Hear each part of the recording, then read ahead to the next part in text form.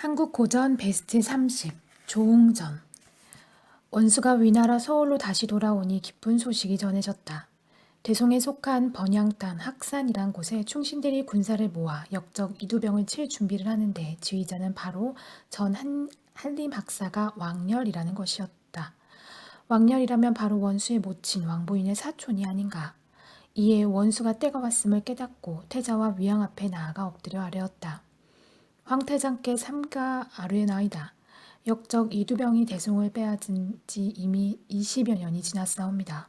이제 각처에서 충신 열사들이 역적을 토벌하러 일어서려고 하니 소신은 앞장서서 나라를 되찾고 역적을 멸하겠사오니 허락해 주시옵소서. 태자가 듣고 크게 기뻐하여 즉시 허락했다. 과연 충신의 후예로다. 어서 역적을 쳐서 나라를 되찾으라. 태자는 그 즉시 조홍을 대사마 겸 대원수로 봉했다. 위양도 기쁨을 이기지 못하여 정병 3만 명을 내주며 격려했다. 원수가 학산으로 나아가 대송의 충신 열사 5천 명과 합세하니 그 기세가 하늘을 찌를 듯했다. 원수가 머리에 은빛 투구를 쓰고 몸에는 금빛 갑옷을 입고 허리에는 활을 차고 천리마에 타니 오른손에는 보검이 들려 있고 왼손에는 장창이 춤추고 있었다. 이것을 본 백성들은 이구동성으로 칭찬을 아끼지 않았다. 원수의 행군하는 법은 천병과 같구나. 이윽고 원수가 군사들을 이끌고 번양 땅에 이르니 태수로 있는 태원이 군사를 이끌고 나와 길을 막았다. 원수가 보고 우레처럼 호통쳤다. 너는 누구인데 앞길을 막느냐? 나는 대송의 충신 조홍으로 지금 역적 이두병을 치러 가는 중이다. 그러자 태원이 크게 놀라 칼을 버리고 말에서 내려와 땅에 엎드려 빌었다. 소장이 원수를 알아뵙지 못하고 천병에 항거하려 했으니 죽을 죄를 지었습니다. 죄를 용서하시고 진중에 두시오면 힘을 다해 돕겠나이다. 원수가 그 비겁함에 더욱 노해 큰 소리로 꾸짖었다. 너는 이두병을 도와 갖은 나쁜 짓을 하고서도 살기를 바라느냐. 정말 음흉한 놈이로다.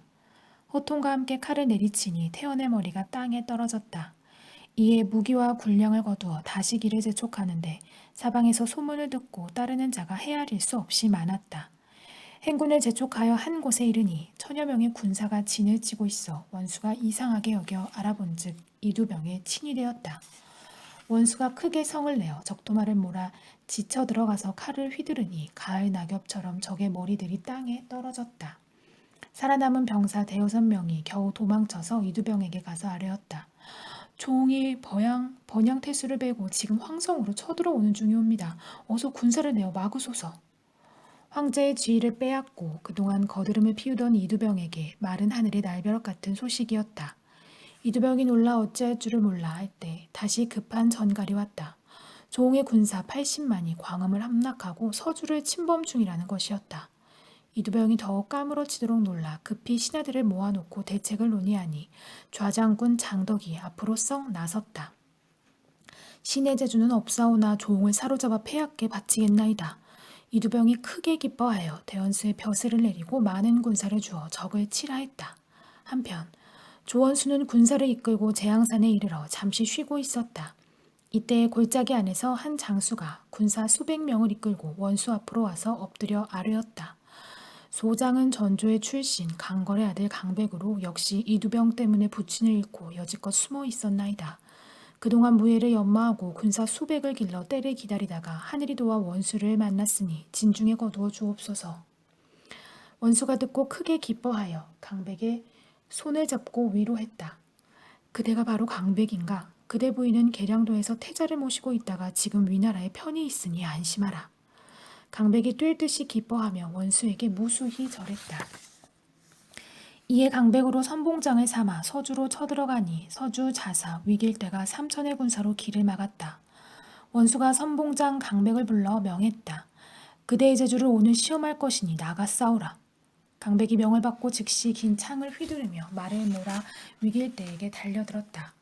위길대도 지지 않고 칼을 들어 상대하는데 불과 3한 만에 강백의 창 끝에 목이 뚫려 죽었다.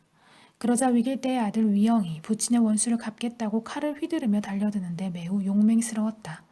그러나 강백의 창술은 신출 귀몰하여 10합을 겨루다가 한 소리 크게 호통치며 창을 내지르니 왕의 목에서 핏물이 솟구쳤다. 이를 본 원수가 크게 기뻐하여 칭찬을 아끼지 아니했다. 강백의 용맹은 그 옛날 조자룡에 못지않도다. 적진의 군사들은 자사의 부자가 허무하게 죽어버리자 당할 수 없음을 깨닫고는 산산이 흩어져서 도망쳐버렸다. 이에 원수가 군대를 몰아 황성 가까이 있는 관산에 도착하니 적군이 벌써 진을 치고 기다리고 있었다. 원수가 적진을 살피자 문득 한 장수가 뛰어나와 크게 호령했다. 반적 조웅은 빨리 나와 내 칼을 받으라. 원수가 이를 보고 크게 성이나 강백을 내보내어 싸우게 했다. 강백이 명을 받고 나는 듯이 달려나가 불과 5합도 되지 않아 적의 머리를 창끝에 꿰어 돌아왔다. 그러나 이두병으로부터 대원수의 벼슬을 받은 장덕이 앞으로 나와 호통을 쳤다. 반적 조웅은 듣거라. 너는 도망쳤던 죄인으로 아직도 죄를 뉘우치지 않는구나. 내 오늘 너를 잡아 죄를 물으리라. 원수가 크게 노하여 마주 호통쳤다. 역적 장덕이 무슨 낯으로 나서느냐. 너같이 더러운 놈이 여지껏 살아있었다니 우습구나. 호통과 함께 내달아 칼을 풍차처럼 휘둘렀다. 장덕도 용기를 뽐내어 대항했다. 그러나 장덕이 어찌 원수의 무예와 용맹을 당해내겠는가. 30합을 겨우 지탱하다가 팔을 돌려 도망쳤다. 원수가 뒤를 쫓으며 꾸짖었다. 대적은 도망가지 말고 내 칼을 받아라. 이 순간 도망치는 장덕 앞에 난데없이 황소만한 백호가 나타나 입을 벌려 물려고 했다. 장덕이 크게 놀라 멈칫하는 사이에 뒤쫓아온 원수의 칼이 번뜩하더니 목이 떨어졌다. 이 소식은 지체 없이 이두병에게 전해졌다. 믿었던 장수가 허무하게 죽어버리자 이두병은 간담이 서늘하여 신하들을 돌아보며 떨리는 음성으로 물었다. 반적 조웅의 군세가 저토록 강하니 어찌할꼬. 그러자 사마장군 추천이 앞으로 나와 여쭈었다. 장덕은 적을 얕보았다가 패했나이다. 소신이 재주는 없으나 조웅을 잡아오겠나이다.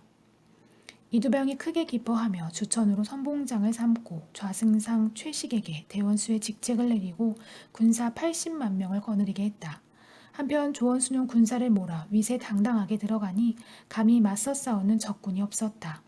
드디어 관동 땅에 이르자 적의 대원수 최식이 80만 명의 대병을 거느리고 진을 치고 기다리고 있었다.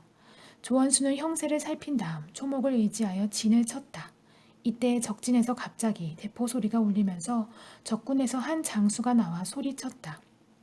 반적 조웅은 빨리 항변하라. 항복하면 목숨만은 살려주리라. 선봉장 강백이 듣고 크게 성이나 즉시 말을 몰아나가려고 하니 원수가 말했다.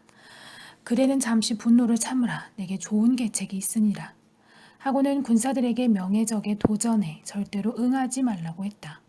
이때 적의 대원수 최식은 원수의 진세를 유심히 살피더니 장수들을 모아 분부했다. 조웅이 초목에 의지하여 진을 쳤으니 어찌 병법을 안다 하겠는가. 그대들은 화약을 준비해가지고 오늘 밤 자정에 적지에 나아가 불을 놓아 적을 몰살시켜라. 조웅을 잡는 것은 이제 손바닥을 뒤집는 것보다 쉽도다. 같은 시각에는 조원수는 강백을 불러 은밀히 명령을 내렸다. 적장은 우리가 숲에 의지하여 진을 친 것을 보고 반드시 오늘 밤 불을 놓으러 올 것이다. 모든 군사를 은밀히 옮기되 소리를 내지 말라. 과연 이날 밤 자정에 최식의 군사가 쳐들어와 사방에 불을 놓았다. 그러자 불빛이 하늘까지 치솟으며 숲을 모두 태웠다. 최식이 이를 보고 크게 기뻐했다. 이제 적은 흔적도 없이 죽었을 것이다. 그러나 기뻐하기도 잠깐 갑자기 대포 소리가 벼락치듯이 울리며 조원수가 칼춤을 추면서 군사들의 목을 무호베듯 하는 것이 아닌가. 또한 사방에서 조원수의 군사가 벌떼처럼 쏟아져 나와 닥치는 대로 베고 찌르니 최식의 군대는 거의 반수나 죽고 부상했다. 놀란 최식은 진문을 굳게 닫고 쥐직은 듯이 엎드려 있었다. 이에 원수가 진문 앞으로 와 크게 호통치기를 역적은 빨리 나와 항복하라 하니 뭇 군졸들이 겁을 먹고 쥐구멍만 찾았다. 이에 최식이 주천을 보고 말했다. 조웅을 당해낼 장수가 없으니 항복하여 살 길을 찾을 수밖에 없구려. 주천 또한 싸울 용기를 잃고 있던 터라 찬성했다. 그렇습니다. 빨리 항복하여 살 길을 찾는 것만이 현명한 길입니다. 최식과 주천은 즉시 항서를 써가지고 진문을 활짝 열고 나가 원수의 발밑에 꿇어 엎드려 애걸했다.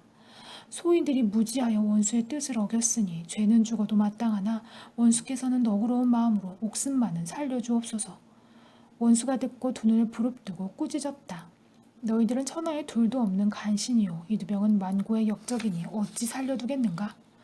호통과 함께 들어 최식과 주천의 목을 베어 적진 속으로 던지니 적의 군사들이 모두 놀라 모두 도망해버렸다.